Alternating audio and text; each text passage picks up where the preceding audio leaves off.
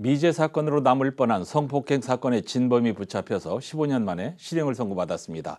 다른 사건으로 재판을 받다가 뒤늦게 범행이 밝혀진 건데 사건의 실마리는 DNA에 있었습니다. 구현희 기자가 보도합니다.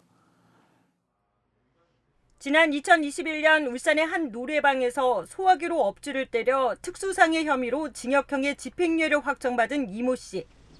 그런데 이 재판 직후 과거 다른 범죄를 저지른 사실이 드러났습니다.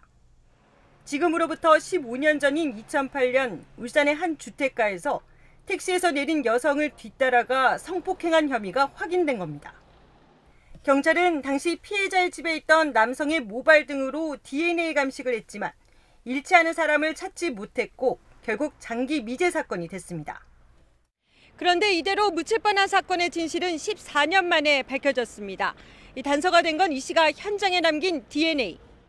검찰은 지난해 특수범죄를 저지른 이들을 대상으로 DNA를 채취하는 과정에서 이 씨의 DNA가 2008년에 있었던 성범죄 미제 사건의 DNA와 일치하는 것을 확인했습니다.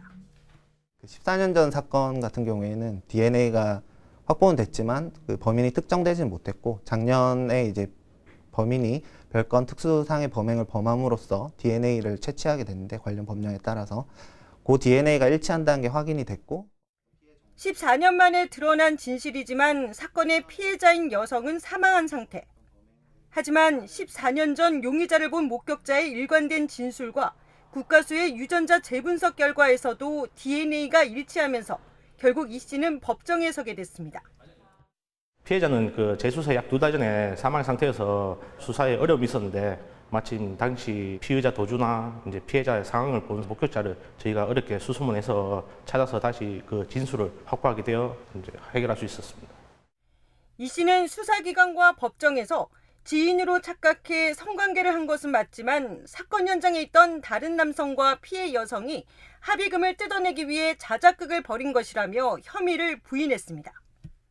하지만 재판부는 범행 현장에 있던 모발 등에서 다른 남성의 유전자가 발견되지 않았고 억울하게 누명을 썼다는 피고인의 주장도 받아들일 수 없다며 징역 3년 4개월의 실형을 선고했습니다.